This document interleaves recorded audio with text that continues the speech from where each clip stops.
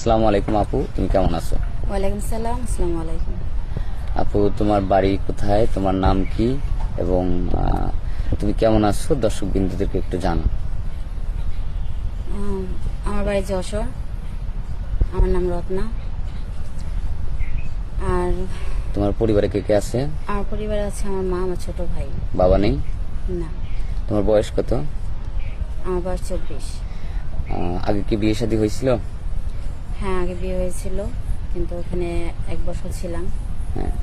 তো হাজবেন্ড নেশা করতো, মেয়েদের প্রতি তার একটা আসক্ত ছিল, এর জন্য তাকে ছেড়ে দিচ্ছি। তুমি ছেড়ে দিয়েছো? হ্যাঁ। তাহলে একটু জোরে বলো, তুমি ছেড়ে দিয়েছো? হ্যাঁ, আমি ছেড়ে দিচ্ছি। ও, আচ্ছা, মানে স্বামীর সাথে আসলে তোমার ওইরকম ভাবে মানে সংসার করা মানে তোমার কাছে মানে অন্যরকম একটা বিষয় মনে হয়েছিল যে নেশা করে, হ্যাঁ, তাকে নিয়ে হয়তো 1 বছর তুমি ধৈর্য ধরে ছিলে। হ্যাঁ, চেষ্টা করেছিলাম যে ভালো কথা আসে কিনা, কিন্তু তার ভিতরে কোনো পরিবর্তন দেখি না। আচ্ছা। যে কারণে তাকে ফ্যামিলির মাধ্যম থেকেই ডিভোর্স করা হয়েছে। ডিভোর্স করা হয়েছে। এখন তোমার পরিবারের মানে পরিবারটা চালায় কে, মানে সংসার চালায় কে?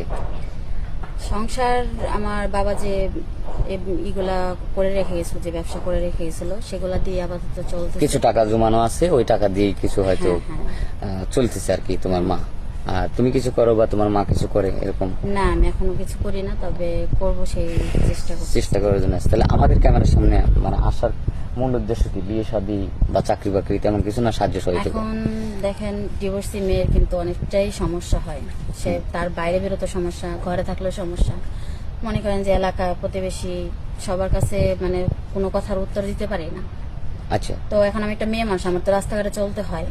হ্যাঁ। কিন্তু আমার পাশে তো ছায়া দেওয়ার মতন কেউ নেই। যদি বাপ বা বড় ভাই থাকতো, তারা আমার পাশে থাকতো। হ্যাঁ। এখন আমি চাচ্ছি যে মনের মতন যদি একজন মানুষ পাই যে আমাকে ছায়া হয়ে আমার পাশে থাকবে, যদি এরকম কেউ হয়, সেজন্যই আমার এখানে আসা। আচ্ছা। তাহলে তাকে বিয়ে করব। এখন মনের মতো পেতে হলে মানে কেমন বয়সের? হয়তো ইয়ং, স্মার্ট, সৌন্দর্য?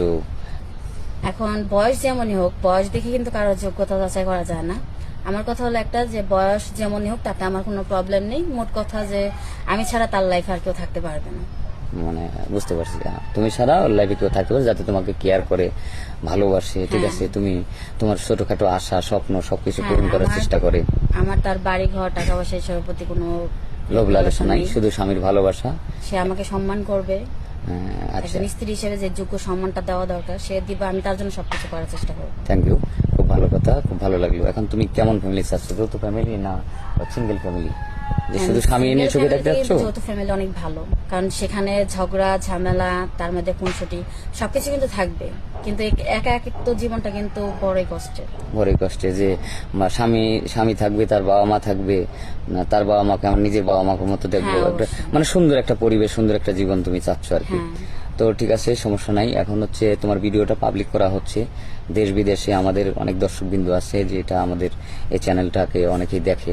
তো তোমার ভিডিও পাবলিক করার পর তোমাকে চাবে, তখন তোমাকে কিভাবে পাবে? তোমার কোনো পার্সোনাল ফোন আছে? এখন দেখেন, আমার তো কোনো পার্সোনাল ফোন নেই, কারণ যদি আমার ফোন আমি আগে চালাইতাম, যদি বলে যে না এখনকার যুগে কেউ মেয়ে ফোন না চালায় নাকি, আমি চালাইছি। কিন্তু যেদিন থেকে আমার হাজবেন্ডের সাথে আমার অশান্তি হয়েছে, তো আমি চাইছি যে আমি আর কোনো ফোন ইউজ করব না। যদি কেউ আমাকে ভালোবাসে, কেউ যদি আমাকে বিয়ে করে, তারপর থেকে আমি ফোন ইউজ করব।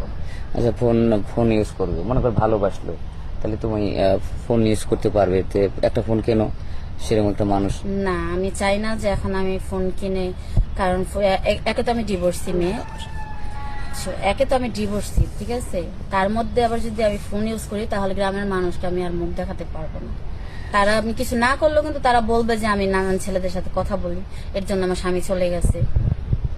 সুপ্রিয় দর্শক, শুনলেন এই মেয়েটির মুখ থেকে তার জীবনের গল্প। আর স্কিপ বাড়াবো না, কেউ অযথা ভিডিও কল দিবেন না। এই মেয়েটার কোনো পার্সোনাল ফোন নাম্বার নেই, যদি কেউ ফোন কল করেন আমাদের স্ক্রিনে আমাদের নম্বর দেওয়া থাকবে। ভালো থাকবেন, সুস্থ থাকবেন, আল্লাহ হাফেজ।